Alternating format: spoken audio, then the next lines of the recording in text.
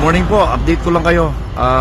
Pangit po yung panahon dito, hindi pa tayo makakapag-release. Ayan o, sobrang dilim po dito, makulimlim. Nasa Sariaya lang po tayo. Masama daw po ang panahon sa Tayabas. Ayan o, ilang araw na daw po nag-uulan. Abang lang po kayo ng konti, paglabas ng araw i-release ko. Ayan po yung bundok.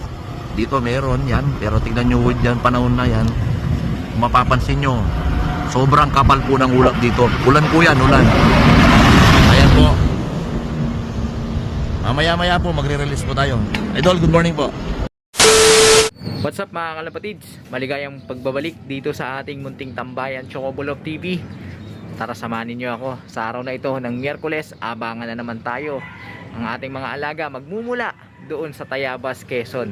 Pero base sa update kanina, mukhang sa Sariaya, Quezon bibitawan yung ating mga alaga. Nakita nila yung kapaligiran, napakadilim, napakakapal ng ulap. At hindi lang ulap yon mga kalapatids, ulan yon mga kalapatids sa iba't ibang area. Hinihintay lang nila na sumikat yung araw para masimulan at mapakawalan yung ating mga alaga.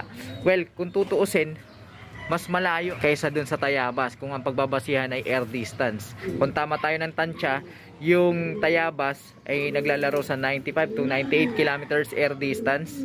Samantalang yung pagre-releasean nila ngayon ay nasa 100 or 101 kilometers air distance. Pero ganun pa man, yung Tayabas Quezon kasi mga kalapatids ay very strategic at magandang marking sa ating mga alaga. Lalo na kapag bumaba na ng husto sa south yung kanilang liparan.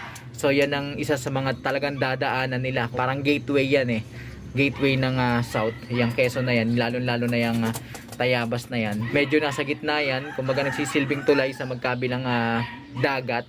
Alright, kaya napaka-importante niyan. Anyway, wala tayong magagawa. Okay na rin mga kalapatids kaysa wala, kaysa hindi makapag-training yung ating mga alaga. So time check tayo. Ayan, alas 8 na pasado at wala pang update sa ating mga alaga kung anong oras yung release nila. Kaya habang naghihintay mga kalapatids, papakawalan muna natin yung ating mga alaga para rondahin natin yung tatlo. Eto, tsaka yung Grisel natin, tapos Jessie. Yung dalawa, mamaya-maya pagka nakauwi yung ating mga alaga at magandang panahon, mainit, subukan natin pakawalan itong dalawang ito sa unang pagkakataon para masanay na sa mga susunod na lipad, magkakasama na sila rumoronda. Alright, so tara, pakawalan na natin ito mga kalapatids. Pero bago yan, mag-subscribe na kayo mga kalapatids. Kung hindi pa nakapag-subscribe dyan, uy, hindi ka lalabas. Talagang maulap. Buti dito sa atin kahit papaano sumisikat yung haring araw. Gagawin ko muna yung mga daily routine tuwing umaga, konting linis, and then magpapatuka tayo sa ating mga alagang narito sa ating breederan. At eto mga kalapatids, update, wala pa rin silang mga itlog, pero malapit-lapit na yan. At kahapon, kagabi, nung magsasampa tayo mga kalapatids, meron tayong nakitang itlog. Eto, kukunin ko, nasaan na ba yun? Eto, may itlog. So nakita ko to dito sa ating flyer slope, pakalat-galat. Hindi ko alam kung kanino to, pero malamang dun to sa ibon nating sa Erit na Paris ni Naruto. Kasi banda dito ko nakakuha, dito yung baluarte nila. Alright, so hindi ko alam kung anong gagawin ko dito, pero kung sakaling may maglabas ng itlog dito, particularly itong dalawang to, ayan, subukan kong ipayaya to mga kalapatids. Pero kapag mahigit 3 araw na lumipas at hindi pa rin naglalabas ng itlog tong mga to, wala, madidispose to mga kalapatids. O ito, nakaupo daw, mga mangingitlog na to mga kalapatids. Shout out dun sa ating kalapatids na si Sir Jubert Ferrer. Ayan. Meanwhile, medyo umuulan na rin po dito. Abang lang po tayo mga idol.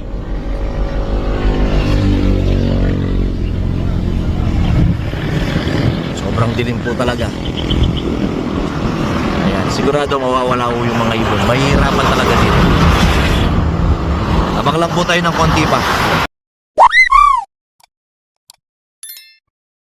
Naging 4 na yung ibon natin mga kalapatids. Mga may dagit sila. Hanggang ngayon lumilipad pa rin yung ating mga alaga. Kababalik lang yan, galing ranging. Ayan sila Yan, kababalik lang yan nila.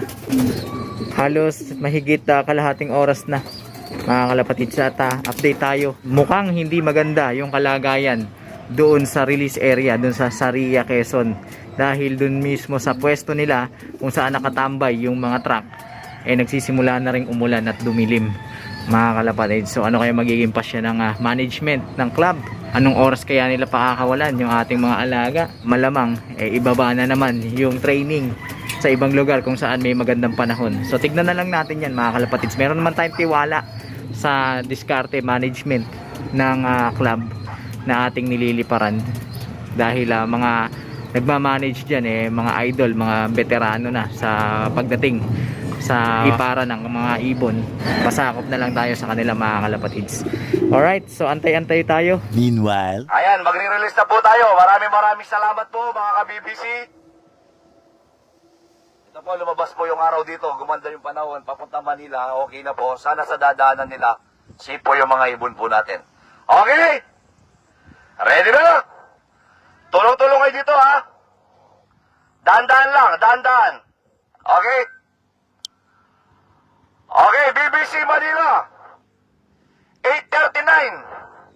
Sariaya, Quezon. 1, 2, 3, release! Ayan po, mga idol po natin. Uling po, mga idol. Ayan po sila.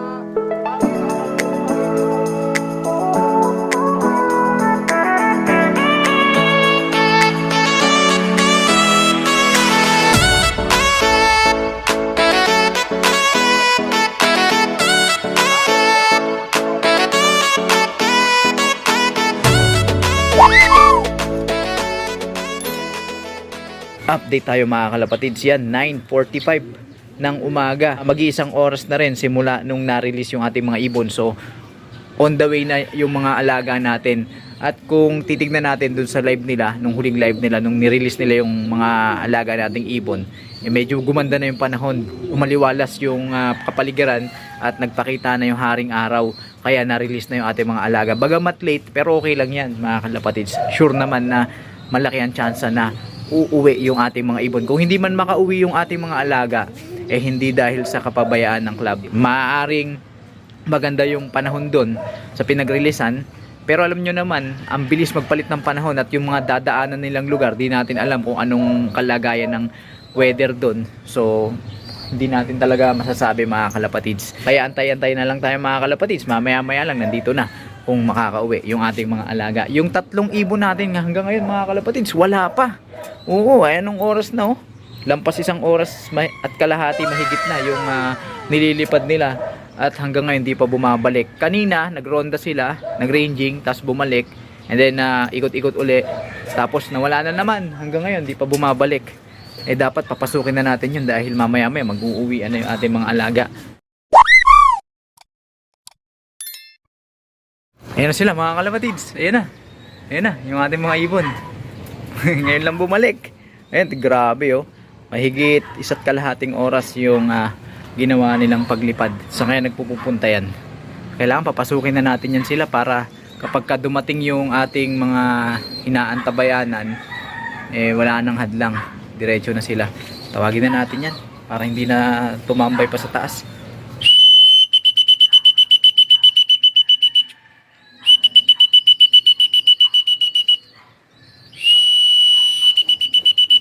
Ayan na, lumanding na sila, mga kalapatids, at ihahanda ko na yung patukaan nila para, ayan, babaan na. Sinong bomba? Ayun, yung anak ng ating ibon na 6 overall champion. Ayun, labas pa yung dila. Mukhang malayo yung pinuntahan ng mga to. So, papakainin ko na to, mga kalapatids.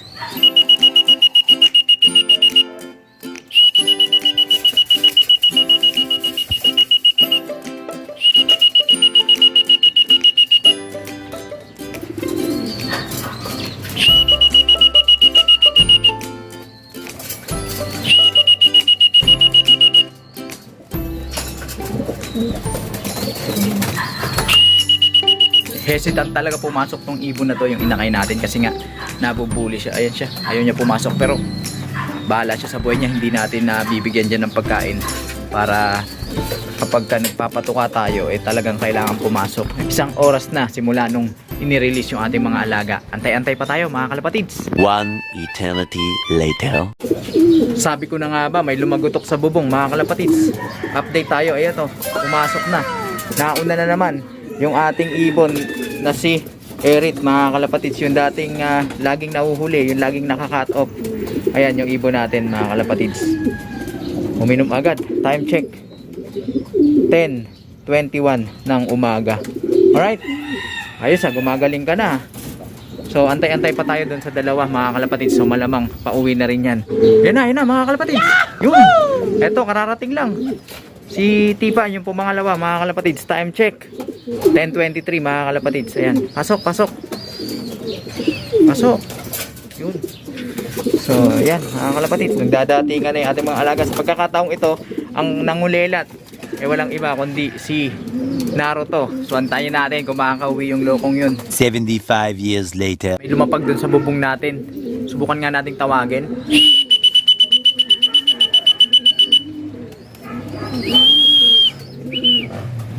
Ayan mga kalapatids, yun. Napagod to. Ayun, tiyan nyo, hingal na hingal mga kalapatids. Ngal-ngal yung ating ibong na si Naruto. Sure. Pasok. Pasok.